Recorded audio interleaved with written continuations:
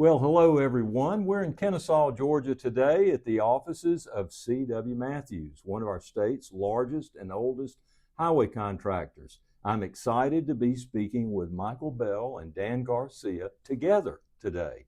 Like many of my friendships in our industry, they began on a pheasant hunt in South Dakota. And Michael, I believe I met you first, along with Dave Mollering, by the way, if my memory serves me, about 20 years ago, when Fulton Concrete was entering the DOT arena.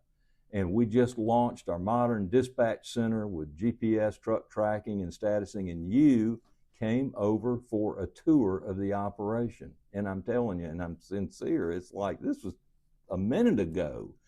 So it's so good to be with both of you, and we're going to get both of your stories together, and I'm excited about it. So let's begin with you, Michael. Dive in and tell us about yourself, where you grew up, and how you got into the highway contracting business. All right, Bill, appreciate you coming to see us today. And yeah, we met at that tour, and then also on several pheasant hunts out at Medicine Creek in South Dakota. But been good to get to know you through the years, and glad to have you back in the industry. But as far as myself, I grew up in Georgia. I'm a Georgia boy, a Georgia native, born in DeKalb General Hospital over in Decatur. Me too. Yes. And about 2 or 3 years old, we moved to Duluth. So I grew up over in Duluth in Gwinnett County. Went to Duluth High School. Worked my way through college, working at service stations. Worked for the same guy. Really, I've only had about 3 jobs my entire life. Wow. I worked at Winn-Dixie for 6 Yes. months. I didn't like that too much, and then worked for the same guy at some service stations around Gwinnett County and Lilburn, one in Chamblee Dunwoody, and then but just worked my way through school at a service station. The way I ended up in the industry, honestly, I answered an ad at school. I'd gotten my accounting degree and was looking for my first job, and saw an ad at Georgia State for a highway contractor, and just thought, hey, I like outdoor stuff, so it'd be a pretty good thing. I could never see myself working in an accounting firm or anything like that, but wanted to get into something a little more manly of an industry, I guess. Yes. But so that's how I ended up here. Started out as a staff accountant in the accounting department. Kind of had a fast track story. Pardon me, what year roughly? When 95. In 95. I'll celebrate 30 years Wow. September 18th of this year with the company. Dan, how about you? Can you? I didn't come from Duluth or I always say I'm from the deep south. The deep south. No, I was born in Venezuela and grew up there to the age of 17. My grandfather started a small construction company in Venezuela that my dad eventually ran. And when I finished high school, the idea was that I would come to the U.S. I'm the youngest of 5. Wow. And my siblings had already moved to the U.S. My mom's American, so by the grace of God, we were born as U.S. citizens, even though we were born in Venezuela. But the intent was to come to the Citadel and study engineering with the idea that I would go back and work with Dad. And none of my other siblings had returned. So I think I was his last hope of maybe somebody going back to run the business. But as God would have it, and really it worked out, is during my sophomore year, Dad had a stroke, so he was unable to work anymore. And Mom and Dad moved to the U.S. And, of course, things in Venezuela went south quickly, and it's still a mess. So anyway, I got out of school and started looking for a job. As a matter of fact, I got a job offer my senior year early on that year to go work for Metromont in Greenville, South Carolina. And just a couple of weeks before I graduated, they called and said, "Hey, we've had some changes, and we've decided to freeze all hiring." So there I was. I graduated without a job, and just what year was roughly? This was 1995, 1996 actually. 96. Okay. So a colleague of mine, a friend of mine at the Citadel, his dad worked in construction, and I went up for an interview, and they hired me. Like I said, that was in 1996, and that was one of the companies in the Colas group.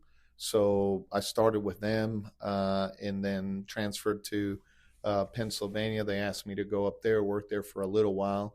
And in 1998 is when Hanson sold the construction business to Colas, with Sloan in South Carolina, Nello Tier in North Carolina, and Reeves in Georgia. So at the time, my now wife was living in Charleston. I was looking to get back south. I love this area, so I ended up late 1998 coming to Sloan Construction in Greenville.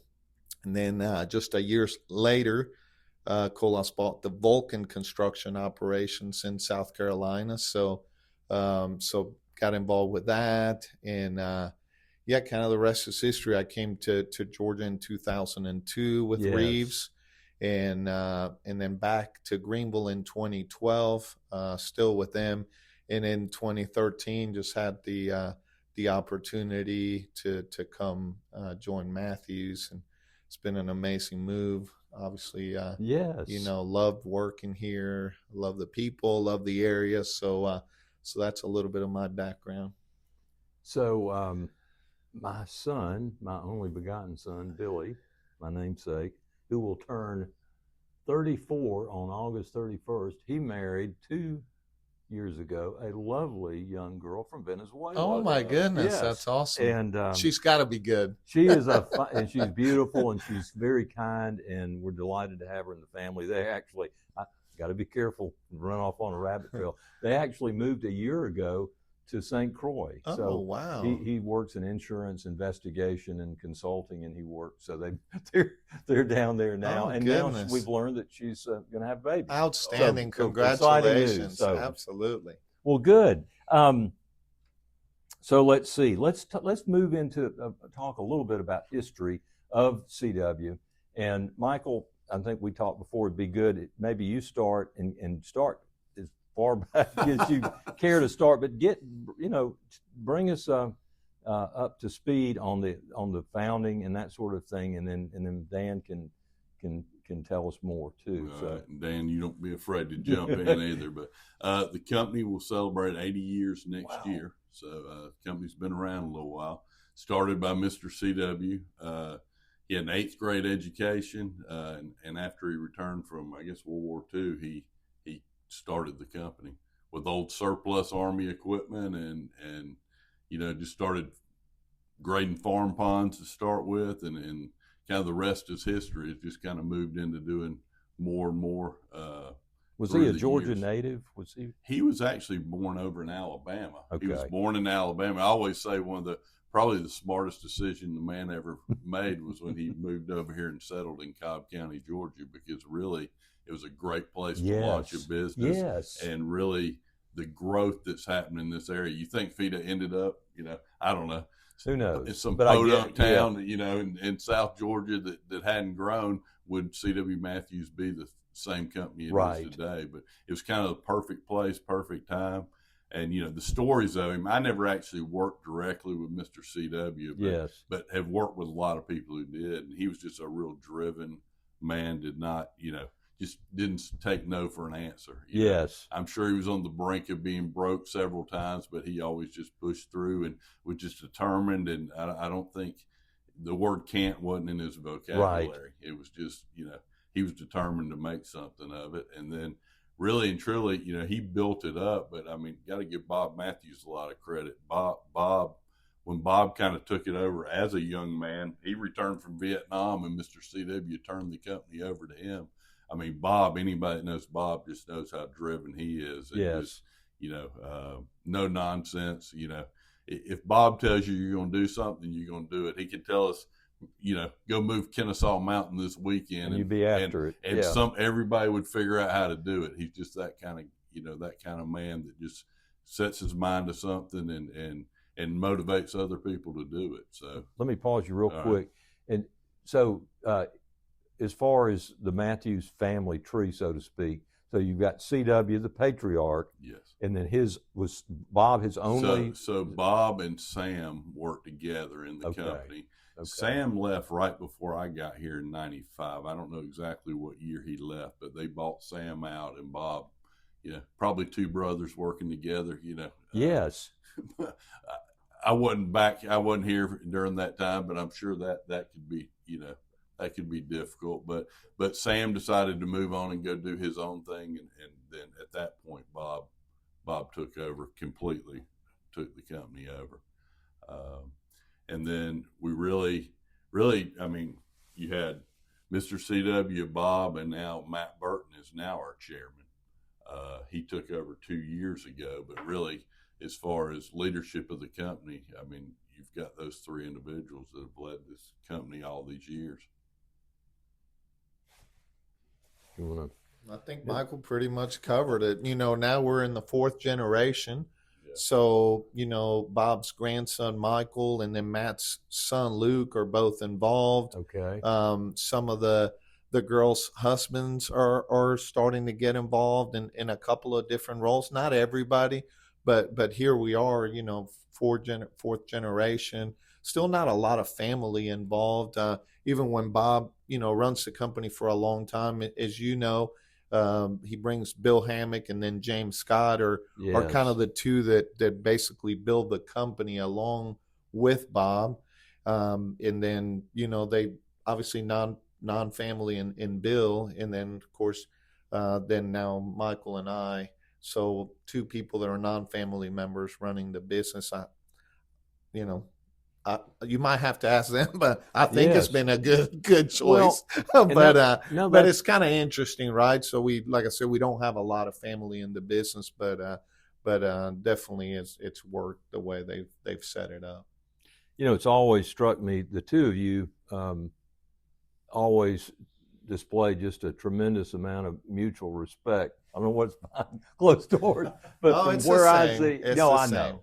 But could you talk a little bit about your respective roles? I think that would be something our listeners would enjoy understanding, because I know you work so closely together, and it's such a great team. That's the reputation that over the years, when I think about your company and I think about you two and your management team that I began to know. But talk a little bit, first of all, about your respective roles and how they're, where the commonality, and then what kind of distinctively unique in your roles, if you don't mind. Sure. It is unique. Not many companies, I think, are set up the way we are, but, I'm still to this day, I'm kind of the new kid on the block. I mean, I've been here 12 years, but obviously, as you know, everybody around here has been here, 20, 30. You just heard Michael. I mean, we've got Buddy Jump's been here over 50 years. So, we share a lot. I have the operations side and the estimating. Obviously, Michael has the risk management, the accounting and all that, and I'll let him talk to that. But, I mean, even on the operations side, I'm always bouncing stuff off of Michael, and then he does the same on the areas that he's responsible for. So, I think we eat lunch pretty much every day that we're in town together. So there's a lot of interaction, a lot of bouncing ideas off each other. And it's really, I feel like it's worked very well. Yes. Yeah. I mean, Dan's pretty much over operations, and I'm kind of over support.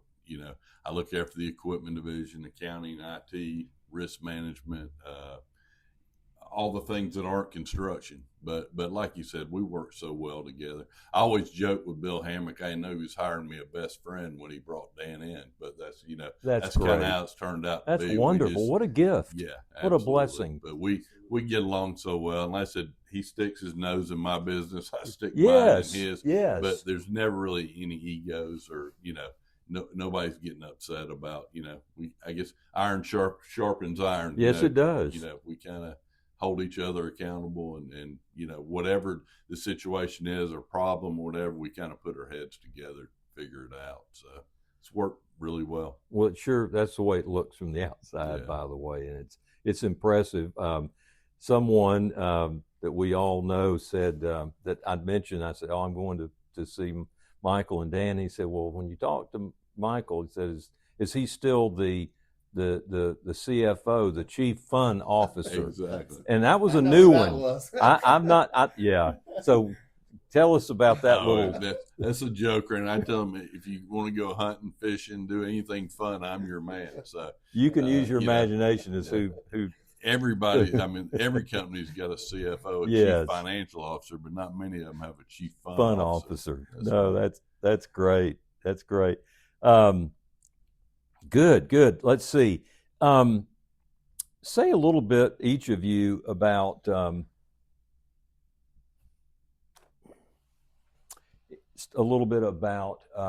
what you enjoy about this industry. What is it about highway construction? You clearly enjoy the work. I mean, I think it goes without saying. I mean, I believe this is one of the best industries of any industry out there. Just the people is what I enjoy more than anything. I mean, it's just down to earth, just good people throughout this industry. Our suppliers, our even our competitors. I mean, we can all go, hang out, have fun. We're fierce competitors on bid day, but it's just a tremendous group of people in this industry. I don't think you could ask for something better. Yes. Dan, I have to echo that. I mean, to Michael's point, I mean, just the industry as a whole, it's just amazing the friendships you create. It's just it is different than what else is out there. And internally, I mean, we just have a great team, our employees. I mean, what I love the most, honestly, is I wish I could get out of this office more often. It's like being out on the projects or the plants with the teams out there, and just it's what it's all about. So I always say, you got a few issues out there that are people related that some days makes you scratch your head, but overall, just the people that are part of the company and part of the industry are amazing. And what you're saying, I think our colleagues over in the ready-mix world and the cement world and aggregates, it really is a very special, the whole construction materials, we're the fierce competition between Ernst and everybody, but when we come together, in our annual meeting and our other events, it's like a old family week. It's like a brotherhood, right? Yes. I mean, you kind of know what they're up against, and they're in the trenches, and they go through the same issues and the same problems, and we face so many things. I know you do. Yes. That you're tackling together with the other associations. So we all have a common goal. Like we were just saying, you compete in your fierce competitors at the bid table, but at the same time, you have a lot of respect for these companies and vendors that have been around for so many years. And it's when it comes to subs and vendors and suppliers, really, in that regard, there's partnerships. Yes. I mean, you can't do it without, those suppliers, those vendors. And then the other contractors, again, you have a ton of respect for them because, they're going through the same challenges that all of us go through.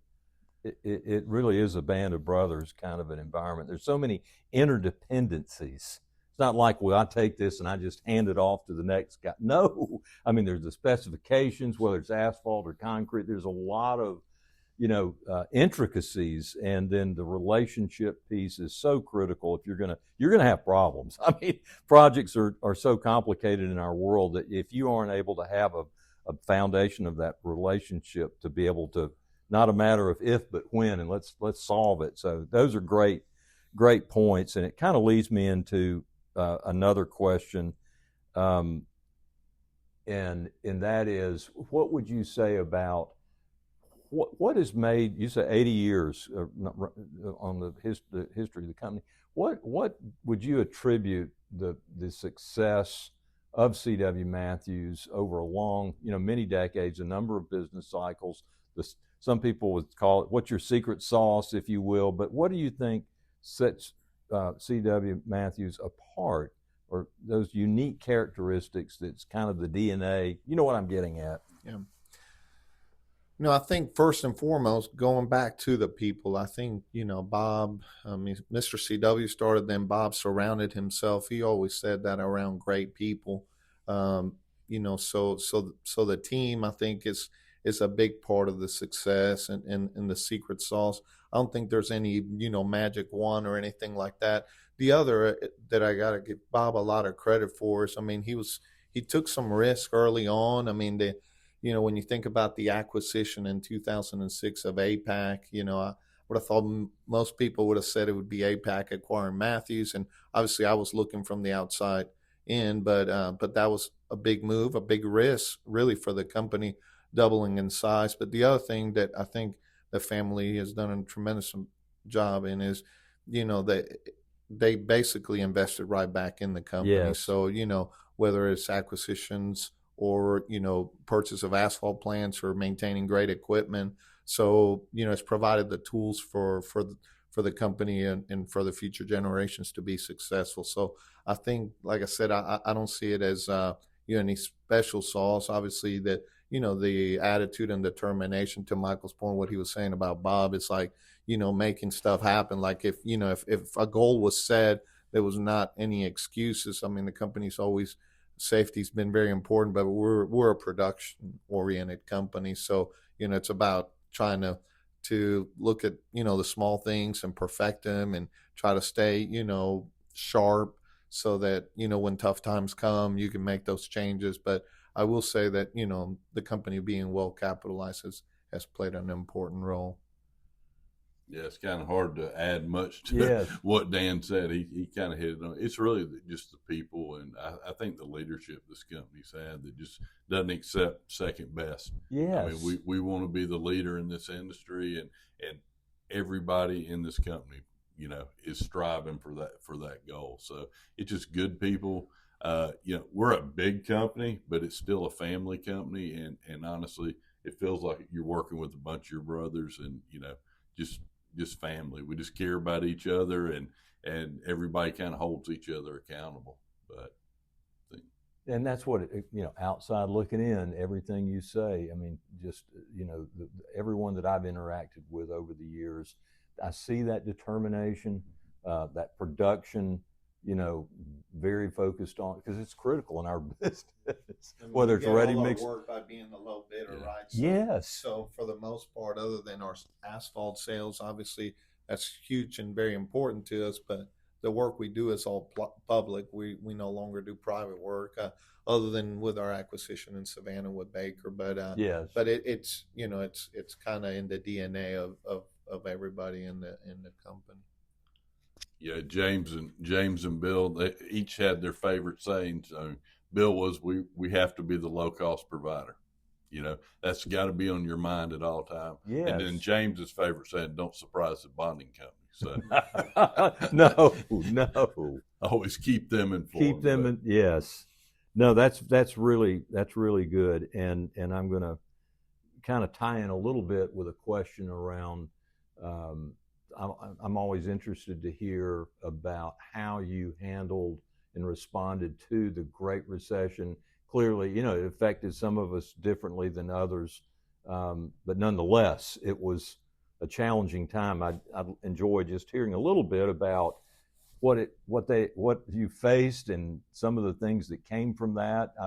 Some people have said in these interviews or podcasts, when I asked the question, that it actually opened up some new markets for some companies. It forced them to do some things differently. But anyway, what I'm asking. I'm not sure it opened any new markets for us. Yeah. But, the first 10 years of my career, it was just every year it got a little better and better. Yes. And then we hit the Great Recession. Now we lagged into it because we had done a very good job of really picking up a lot of work going into it. So really and truly, I mean, it was probably 10 or 11 before we started really feeling squeezed. But we didn't wait till then to make a lot of changes. Right. We started downsizing the organization and trying to stay ahead of it the entire time. So I think we did a good job at that. We made missteps here and there. We've talked about it. If we face it again, we may do some things a little bit different. But I think the biggest thing is you just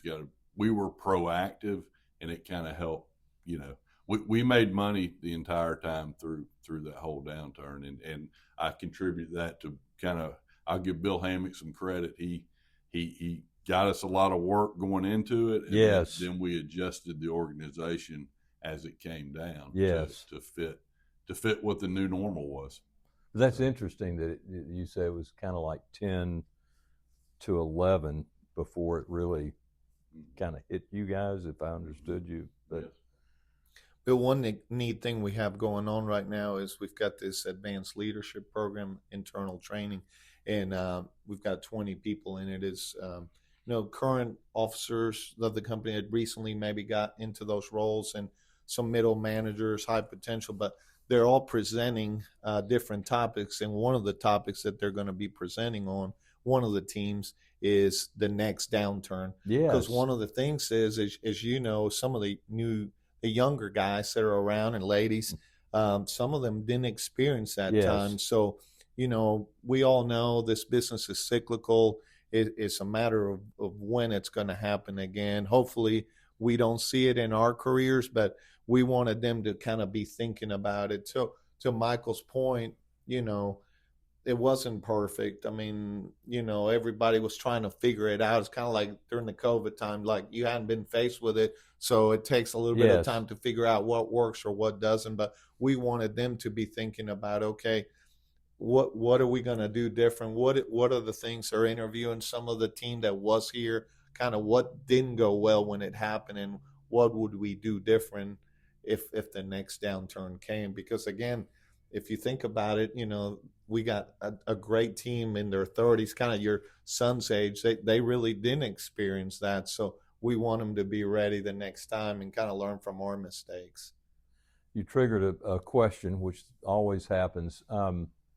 Would it be safe to say that, going back to that secret sauce or unique whatever question earlier, but I've always gotten the impression that C.W. Matthews does a lot of internal leadership development. I mean, everybody does to one degree or the other, but I'm just saying, I have the impression that there's a lot, you try to grow your own leaders. Is that accurate perception? I mean, can you talk a little bit about that? Without a doubt. I mean, we would prefer to promote within, and from that, especially in the last several years, we've initiated some programs. We've got our frontline leadership academy we do that's more for entry level and also for foremen and superintendents.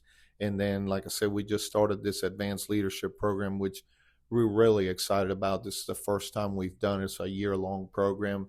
Almost, it's really preparing them both personal to kind of know who they are, first of all, yes, how they can lead, but we're also exposing them to outside industry. What can we learn from others? Just a really good program. They got one-on-one coaches, they're doing peer coaching, but yeah, we think it's very important to prepare our team in many different areas. And then Michael, I'll let him talk about what we're doing at the high school level. Yes. It's really incredible what we've been able to, together with industry, really accomplish there. So, yeah, on that front, we've really got involved in high school recruiting. Us as a company have 2 full-time high school recruiters. That's what they do.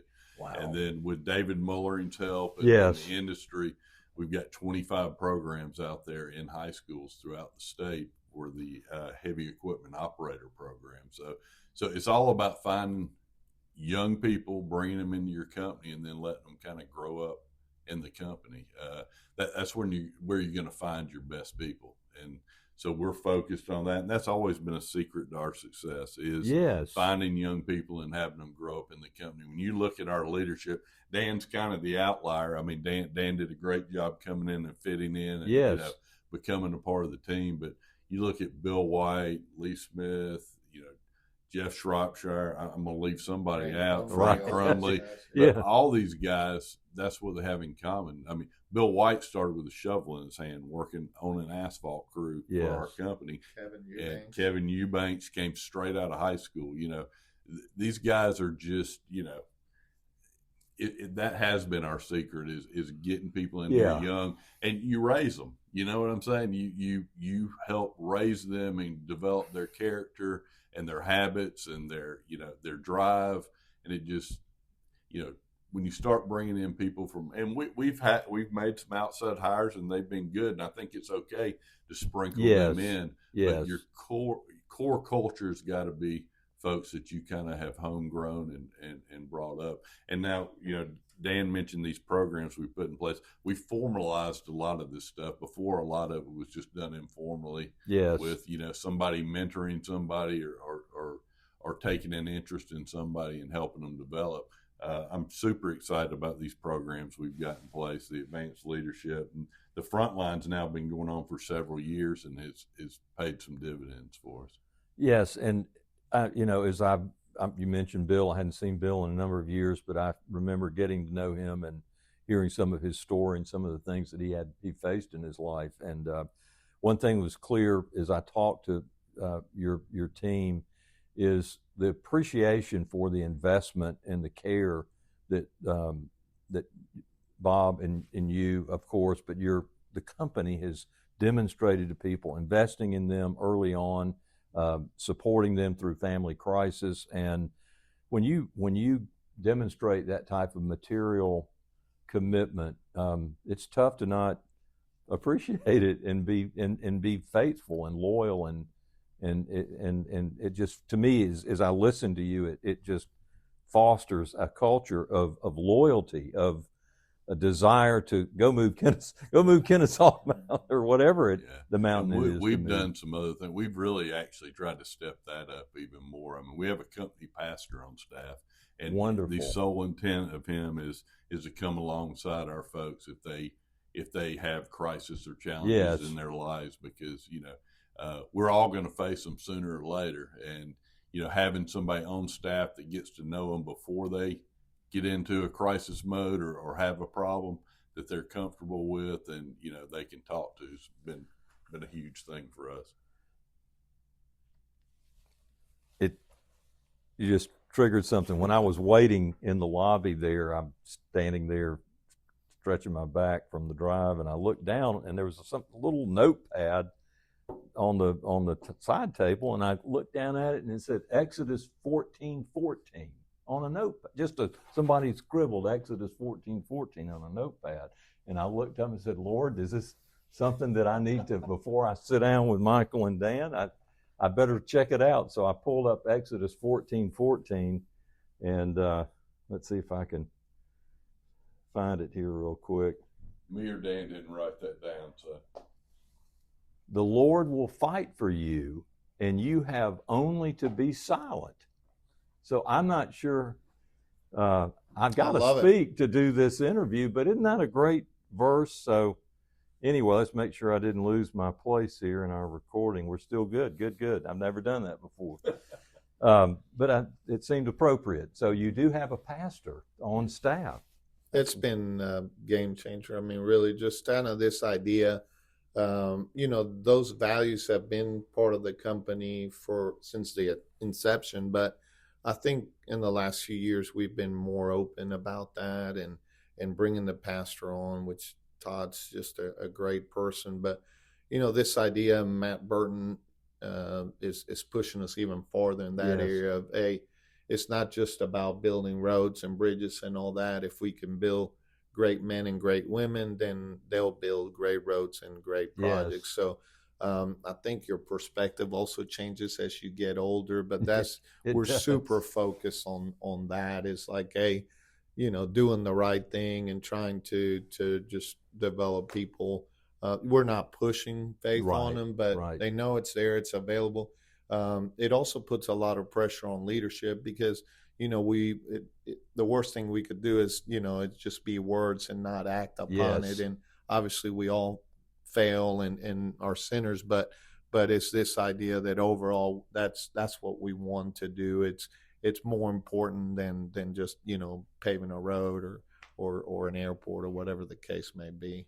And the work we do, Dan, it's honorable work. Absolutely. It's honorable work. So that's a wonderful thing. We're not, there's a lot of honorable work. I don't want to condemn anything, but we certainly do honorable work.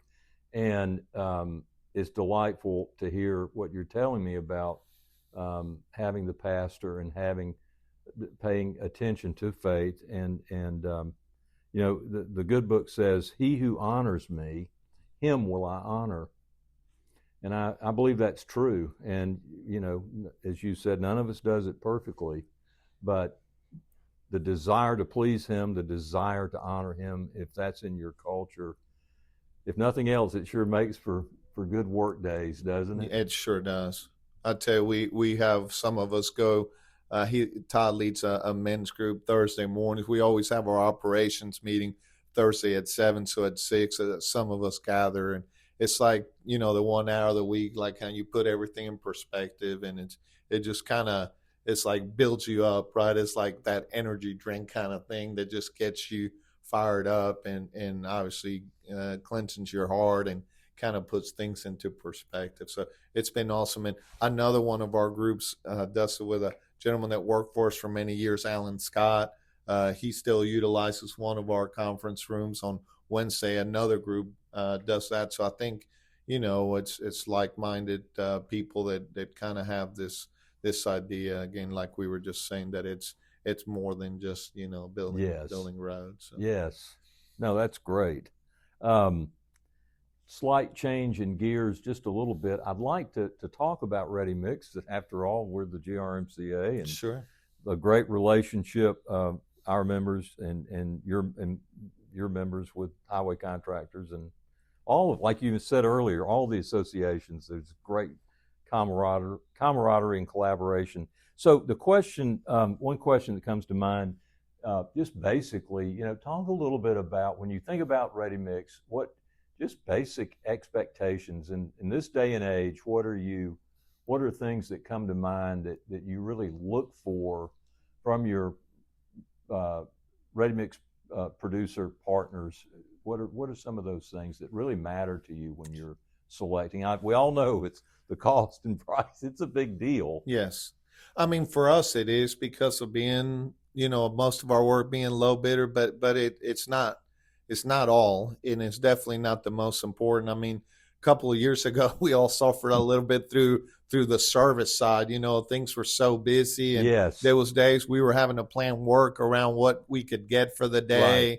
And sometimes push work, so it was very challenging a few years ago. But really, service for us, I mean, it's so important to be productive. Obviously, you have to have the material, but I'll say, I mean, the ready mix suppliers in this area, in this business, I mean, we've created friendships, and they're, for the most part, most of them are really good. And yes, still a lot of family owned. There's some big companies, but we have a lot of great friendships and relationships. But without a doubt, price is important, again, yes, at the bid table. But if you can't get the material, then, that's where it really impacts us. And, it's kind of our model on our asphalt sales, which we do a lot of, is we might not always be the lowest price contractor, but what we know our customers can count on is service.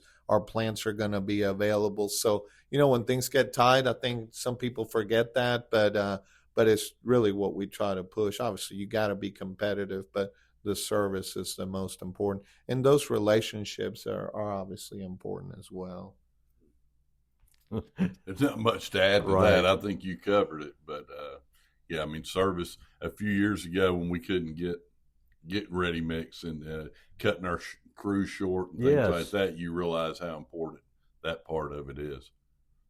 No doubt. And I know that, and it's not only true for the work that we do with you guys in the highway contracting world, but that communication is so key. Everybody knows there are going to be upsets and accidents, and I'm talking about, material supply and just being able to communicate in a timely manner so that you can adjust is so important. Yeah, there's nothing worse than thinking you're getting Yes. product and then not getting it. Without a doubt. Yes, and that's when I first came into the industry in 2002. That's a lesson that I got loud and clear as I talked to our customers in the field as a new person, and said, listen, I know there's things going to happen. A batch plant might break down or whatever, but let me know. Don't leave me standing in my crew, standing on a job site, expecting there's a concrete truck about to roll in, and you already know that you're not going to be there. That's a simple thing to do. Sure. But it's still, I think it's still an issue sometimes today. Another question, again, along with about the ready mix, and I'm curious to hear, and I don't even have anything in particular in mind, but I just wanted to ask the question, just the trends that you see today. Are there any particular trends in your industry that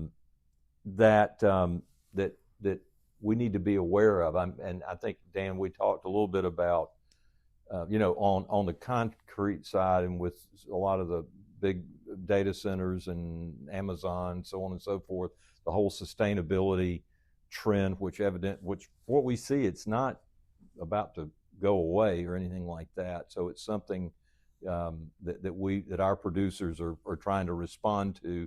So my basic question is anything coming our way that you can see that we need to collaborate with? And maybe there isn't. I'm just asking the question. Well, I mean, I think that part in itself, to your point, is coming, right? We don't see it in Georgia quite as much as some other parts of the country. Being involved in some peer groups and in national associations, we know that there's other states that are really focusing, including some states that are really utilizing that as part of the bid components.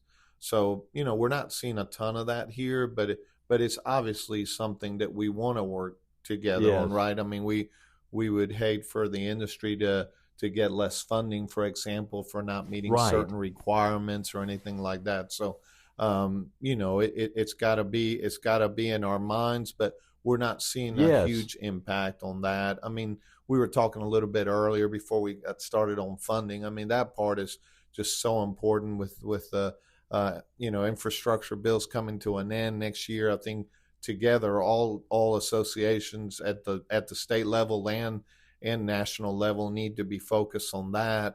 At the state level, obviously funding, we had HB 170, but that's 10 years ago now. So we really need to focus on that. Just prices over the last 10 years have increased and funding has not. So the money's not going as far as it used to, which is obviously a concern for our industry. I think, it'd be easy to just throw your hands up or declare a victory because of HB 170. But again, that's been a long time, and hopefully it'll take some courage from local politicians to kind of, hey, what's the next step? Because obviously we're getting a ton of people moving into Georgia. We've got these humongous jobs going on. I mean, we have the largest job we've ever had in our books by far. With the day that job got read out, 10 minutes later, a job 4 times our size was read out on 400, and then the 285 project coming. So really large projects. Obviously, the DOT is switching a little bit to the concession model. Yes. There's really I don't blame them. There's really nothing else they could do to build a $4.5 billion job. I mean, the funding's just not there. So I think from a trend standpoint, we're going to see more of these large concession jobs, but we still need the local funding just for our state routes, for everything else that will come from that.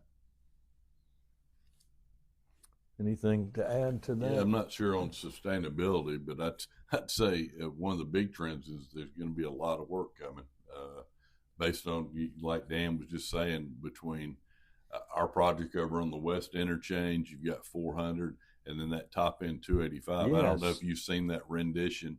No, I have not seen it. There's a rendition out there on YouTube that GDOT put out there. Yeah. I mean, it's all elevated roadways. It's a lot of ready mix going to be used on that project. Yeah, we're talking, an additional $10-15 billion coming in the next few years on that end. So, a lot of big opportunities. Of course, that's bringing a lot of international firms into the area, but they need the local market, and the local producers will be very involved with that. So I think there's some big opportunities out there. Yeah, Russell came to our annual meeting and spoke, and it was an encouraging presentation about what's ahead of us. So that's really exciting.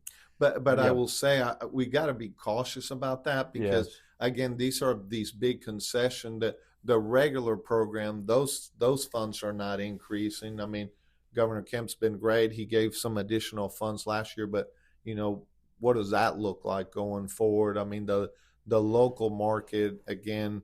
We were in a presentation not long ago with the chief engineer with Meg, and she was saying, hey, just the dollars, for example, on asphalt resurfacing are just not going as far. There's no additional funding. So, these big jobs are great and they're needed, but at the same time, just the everyday program, I'm concerned about, where the funding for that's going to come from. There's been some ideas about kind of, I guess, freight funding. You've got all the growth down at the port. So all that growth or getting the goods moved up through it, because most of them come through Atlanta. So there's some new ideas about how to fund kind of freight corridors. Right. So those are all things we're going to need to be working with our legislators and helping kind of come up with these ideas on what is the next thing after House Bill 170.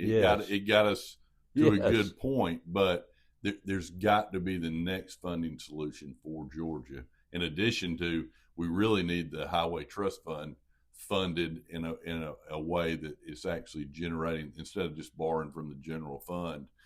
We need dedicated funds that are going to transportation on the federal level, but also need to come up with some new ideas with the state. Just had a question pop into my head. I hadn't thought about it, but I would like to hear a little bit of your thoughts on what's happened with tort reform and your thoughts on tort reform in general, and just talk about that just a little bit. Yeah, no, I'm super excited about what happened this year. Several people from the industry got involved. I mean, I got to give Trey Gooch a lot of credit. He helped kind of organize that Competitive Georgia board, which I was a member of, and really did a good job of getting a wide variety of Georgia businesses involved in this topic. As we all have similar needs, and also even some different ones. But I thought the legislation that got passed addressed a lot of kind of hit a lot of areas that will affect all of us. So I was honestly a little skeptical going into it that they were going to give us just a little something. They might tackle premises liability, but not really address, phantom damages and things like that. And was very impressed that we were able to get as much done as we can. Now, we can't abandon this effort. No. We've all got to stay engaged. We all need to, Competitive Georgia's planning on continuing to be an ongoing entity.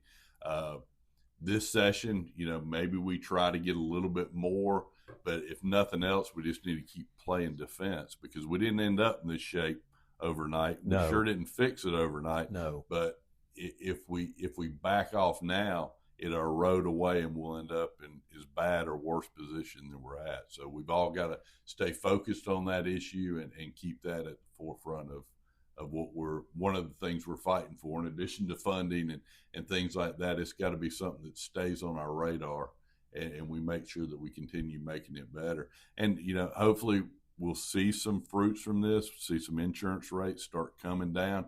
That doesn't happen overnight, although I do think the legislature is going to put some pressure on the insurance companies to make some changes pretty quick, because if they're not careful, they're going to start looking at them next after tort reform. So exactly. So that's a great point. Yeah. So I think it's in their best interest to maybe bet on what's coming rather than sit back and wait for it to develop. Because their exposure's been improved, if you will. Yes. And I've heard what you've just said too, that don't expect an instantaneous, but at the same time, if you're reducing that risk exposure, then we should enjoy some of the fruits. And that was a meaningful change in legislation. Yeah. They addressed some real meaningful things. So. To Michael's point, a lot of effort in that area. For us, what we're seeing is just the cost of insurance, just the impact that has been to the business because of the lack of it it's just mind-boggling what our rates have done in all aspects. So hopefully this will at least stabilize things and we don't continue to see that impact. I mean, again, you see all these billboards and everybody's trying to get, something, Yes. just big bullseye and for the industry, for us. So I was just so grateful for the effort that was put into that, for Michael's work in that. I hope that we'll see some fruits coming out of it, because again, when you're starting to see 20-30% increases in your rates, and it's a huge impact to the business. Well, and certainly I hear stories from our smaller producers that it can really limit their growth. I mean, as these premiums have these dramatic, increases, it's stifling.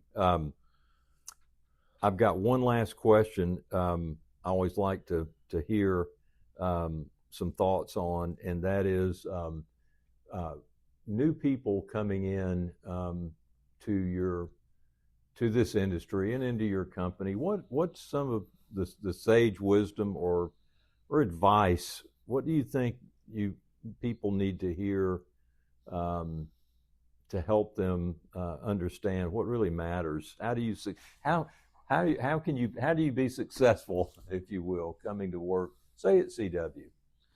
No, we preach this a lot. It's just get involved and get your nose into other things that are not part of your daily responsibilities, quote unquote. We always tell the young folks, it's like, hey, when you get caught up, just go over and walk to the equipment, to the shop, and just ask them questions, or run over to the plant, or just, there's so much knowledge and wisdom. And I'm a firm believer this whole craziness about this younger generation doesn't want to work and all that. I don't believe it at all. You don't see it, do you? I don't see it. They're hard workers. They're probably smarter than us in a lot of ways. They do kind of see life as more than just work, which probably us old timers maybe missed out on a few things. So I think the work-life balance, it is a little bit more present, but at the same time, they have great ideas, new technology. They're more advanced in a lot of other areas. But if I see something, it's like I said, I'm constantly encouraging them to say, hey, raise your hand, ask for more, Yes. get more involved. Don't do your job and go home every day and not ask the questions, because there's a ton of knowledge out there. Like I said, those that have been doing this for a while, I think they're willing to impart that knowledge and that wisdom. But if you gotta help yourself by asking for more and trying to learn other areas. So that would be my encouragement. It's like, hey, get involved in other areas of the business. Go, if you're an asphalt guy, go see the bridge guy or the guy pouring curb, and try to understand how that's done and the challenges that he faces. That'll make you a much better employee. And those guys that work for us that have moved around to different divisions within the company tend to always move up faster, just because, again, they have a greater knowledge and respect for what happens to the guys in the other divisions. So, per normal, my brother stole all my thunder on that. No, I always tell these young guys when they come in, look at this as a career, not a job. Right.